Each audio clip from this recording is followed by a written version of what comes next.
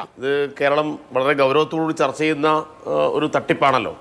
അപ്പോൾ സംസ്ഥാന government police ഇത് സംബന്ധിച്ച് ശക്തമായ അന്വേഷണം നടത്തിക്കൊണ്ടിരിക്കുകയാണ്.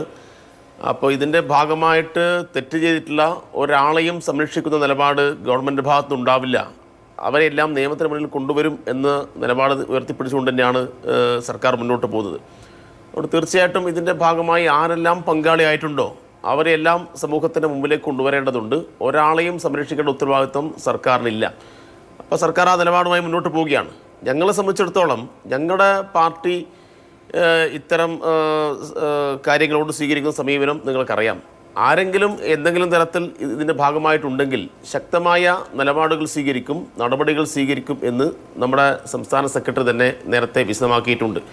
ഇവിടെ ഇപ്പോൾ വന്നിട്ടുള്ള കാര്യങ്ങൾ സംബന്ധിച്ച് പരിശോധിക്കുമ്പോൾ ഇത് തട്ടിപ്പ് ഒരു രാഷ്ട്രീയ പദ്ധതിയായിട്ടാണ് കേരളത്തിലെ BJP ഇവിടെ അവതരിപ്പിച്ചത്. ഇപ്പോൾ BJPയുടെ എൻ രാധാകൃഷ്ണൻ ഉൾപ്പെടെയുള്ള പ്രമീള ദേവി ഉൾപ്പെടെയുള്ള നേതാക്കൾ അവർ ജനങ്ങൾക്കിടയിൽ സ്വാധീനം ഉറപ്പിക്കാൻ വേണ്ടി അവിടെ രാഷ്ട്രീയ പരിപാടിയാക്കി മാറ്റി എന്നാണ് നമുക്ക് കാണാൻ വേണ്ടി കഴിയുക.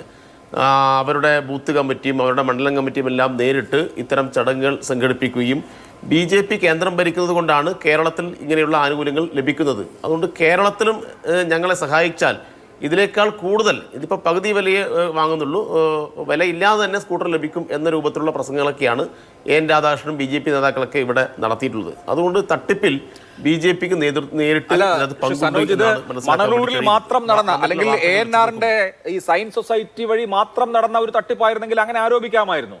ഇതിപ്പോ നമ്മുടെ മിക്കവാറും ജനപ്രതിനിധികൾക്കൊക്കെ NGOകളുണ്ട്, പല ആവശ്യങ്ങൾക്ക് വേണ്ടിയിട്ടുള്ള NGOകൾ CSR ഫണ്ടൊക്കെ സോഴ്സ് ചെയ്ത് MLA-മാരും MP-മാരും അവരുടെ മണ്ഡലത്തിൽ പദ്ധതികൾ നടത്തുന്നുണ്ട്. അങ്ങനെ ഈ സർക്കാർതര സംഘടനകൾ വഴി വികസന പ്രവർത്തനങ്ങളോ ക്ഷേമ പ്രവർത്തനങ്ങളോ ഒക്കെ നടത്തുന്ന മിക്കവാറും രാഷ്ട്രീയക്കാരൊക്കെ ഇതിനകത്ത് കൊണ്ടുപോയി തലവെച്ചിട്ടുണ്ട്. എൻ രാധാകൃഷ്ണൻ മാത്രമല്ല.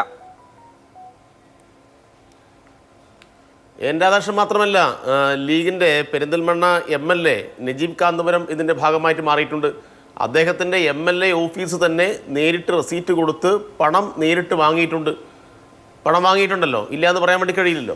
അപ്പോൾ പണം വാങ്ങിയിട്ടത് ലീഗിൻ്റെ ആളുകളാണ്, കോൺഗ്രസിൻ്റെ ആളുകളാണ്, BJPയുടെ ആളുകളാണ്. അപ്പോൾ ഞങ്ങൾക്ക് ഈ കാര്യത്തിൽ ഒരു ഭയവുമില്ല. ഇനി ഞങ്ങളുടെ പാർട്ടിയിൽപ്പെടുന്ന ആരെങ്കിലും ഇത്തരം പണം നേരിട്ട് വാങ്ങിയിട്ടുണ്ടെങ്കിൽ അവരുടെ പേരിൽ ശക്തമായ സംഘടനാപരമായ നടപടികൾ സ്വീകരിക്കും, അവരെ തള്ളിപ്പറയും എന്ന് കൃത്യമായും പറഞ്ഞിട്ടുണ്ട്. ഇവിടെ ഇപ്പോൾ ഈ കാര്യങ്ങളെല്ലാം ന്യായീകരിച്ചുകൊണ്ട് ഈ 1000 കോടി തട്ടിപ്പ് നടത്തിയിട്ടുള്ള ഈ കക്ഷിയെ എൻ്റെ മകനെ പോലെയാണ് എന്ന് പറഞ്ഞ ലാലി വിൻസെൻറ്റിനെ ന്യായീകരിച്ചല്ലോ VD സതീശൻ. അവരെ തള്ളിപ്പറയാൻ തയ്യാറായിട്ടില്ലല്ലോ. ഈ ലാലി വിൻസെൻ്റ് എന്ന് പറഞ്ഞാൽ KPCCയുടെ മുൻ വൈസ് പ്രസിഡന്റും ഇപ്പോൾ KPCC മെമ്പറുമാണല്ലോ.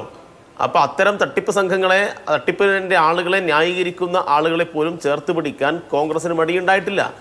അപ്പോൾ ഇതിൽ കൃത്യമായിട്ടും ഈ കാര്യങ്ങളെല്ലാം പുറത്തു വരേണ്ടതുണ്ട്. അപ്പോൾ ഇതാണ് പറയുന്നത്, BJP ആയിക്കഴിഞ്ഞാലും കോൺഗ്രസ് ആയിക്കഴിഞ്ഞാലും ലീഗ് ആയിക്കഴിഞ്ഞാലും അതിൻ്റെ നേതൃനിരയിൽപ്പെട്ട ആളുകൾ അവരുടെ രാഷ്ട്രീയ പ്രവർത്തനത്തിൻ്റെ ഭാഗമായിട്ടാണ് ഇതിനെ കണ്ടത്. അവർക്ക് ജനങ്ങളിൽ വിശ്വാസ്യത ഉണ്ടാക്കാൻ, ജനങ്ങളിൽ നിന്ന് സ്വീകാര്യത ഉണ്ടാക്കാൻ വേണ്ടി ഈ കാര്യങ്ങളെ ഉപയോഗപ്പെടുത്തി. അത് തെറ്റായിപ്പോയി എന്ന് പറയേണ്ട രാഷ്ട്രീയ മര്യാദയാണ് അവർ കാണിക്കേണ്ടത്. ശരി, ഇതിപ്പോ ഏതെങ്കിലും ഒരു പാർട്ടിയിൽപ്പെട്ട ആളുകൾ മാത്രം ഉൾപ്പെട്ട തട്ടിപ്പായി തോന്നുന്നില്ല. ഞാൻ അങ്ങയിലേക്ക് വരാം.